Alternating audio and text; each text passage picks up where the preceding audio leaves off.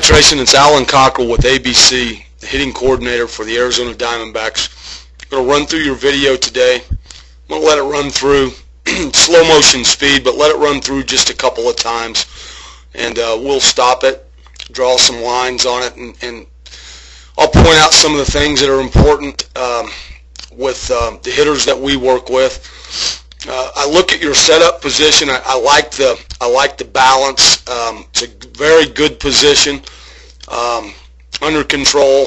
Looks like you're getting a good look at the pitcher with your head where it is. One thing that I see in the load, as you go back, okay, we want to try to stay away from sway, and sway is the head and the body, and everything moves on top of the back leg. What I would rather see is that when we load into the back leg and not on top of the back leg. And this is what I'm talking about right here. When we get back, or we're loading into our backside, we want to try to keep this knee in this position inside this foot. We don't want the weight on top of this foot, which puts the weight on top of this thigh. We want to try to keep everything on the inside part of that leg. So this knee would be sitting inside the foot. So that's where the term load into the backside rather than load on top of the backside. Because when we get back like this, there's two things that can happen. We have a tendency to just sit back there and excuse me, and just spin on the back foot, or we have the tendency to push forward and push off of that back leg to try to get weight transfer into our front side. I'm going to run it forward with you, and what I see is you start to push forward. See the body trying to get back into the center. If we were in this position in the load and that weight were in there, that's where we want to see this knee. We want to see this knee inside that back leg, so the weight is not on top of this leg. It's on the inside part of this leg right here. Okay. Now, as you start to push forward, what happens is the ball's coming, so we start to spin to the ball as opposed to transferring weight to the front side. Okay. And what I see is this knee is working out and around this front leg, and we want that knee to drive in and transfer weight that we had on the inside part of this leg. We want to transfer it to the inside part of here. Okay? When we push forward and the back knee starts to come out and around, we see the front side starts to leave, mainly this hip right here. This hip starts to leak out, goes towards the pull side, makes it very difficult to handle pitches on the outer part of the plate.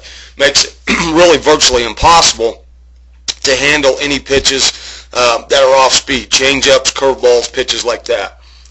So I think that this load is causing you to go forward, and that in turn will cause you to come out and around the ball. We're getting forward and trying to get off that back leg, and as we do, the front side starts to leave a little bit quick. Okay, and the best way that I can point this out, this pitch looks to be a pitch that's middle, maybe middle out, maybe middle away, and when we get to contact, and I see some good things here at contact. I see the hands are in a palm up, palm down position. I see your head and eyes are tracking the ball down into the hitting area. That's a good position to be in. I think it's important for you to know, Trayson, that when the head and eyes come up to find the fly to the ball after contact, our swing at that point is virtually over.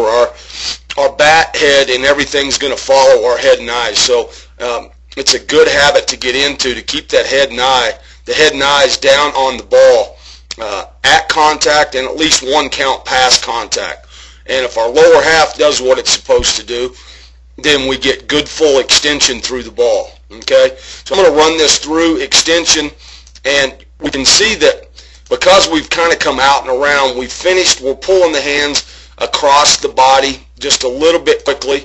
We get to contact, we're here, and now the hands are starting to pull the bat across the ball or across our body, when we stay through it and our lower half is in a good position, that would be the arc of the finish of the bat. It would be a long, full finish as opposed to pulling those hands across. Okay, so I'm just going to go back and run this through a couple times.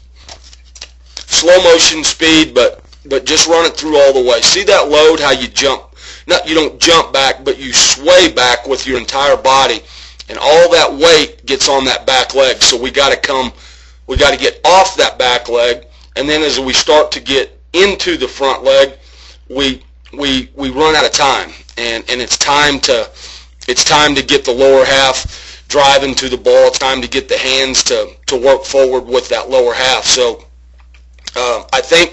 honestly, I think the best thing to do is when you load, we're going to be in a position where this knee is inside, and this knee is going to be, when the stride foot lands, this knee is going to be inside. You're going to have equal bend in both knees, okay? But this knee and all the weight is going to be loaded up into the inside part of this thigh on your back leg.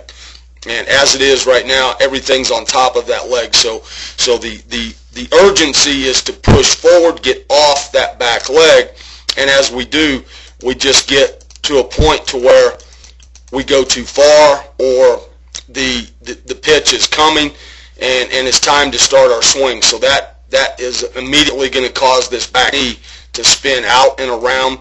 This front side's going to come off, and again, it's very difficult to handle pitches away. The best drill for this, and a lot of very good hitters work off the tee, is just set that tee on the outer third, okay, and just load up and put yourself in a position to have both knees inside your feet and feel the weight going to the inside part of that leg. Again, it's loading into the backside and not on top of the backside. So this tee can help us figure out how to get into that position, feel what we need to feel, and then as you start your transfer, this knee will work inside this front leg and transfer weight into here. And now your bat extension, from contact through extension, you're going to stay through this ball, and you're going to hit this ball hard through the shortstop or hard into left center field, and give yourself a chance to cover the entire strike zone because you have good balance. It looks as though you have good hands, and it looks as though you do a lot of things well. I think if we could clean up this lower half a little bit, it's just going to make you a little, much more of a complete hitter. Okay?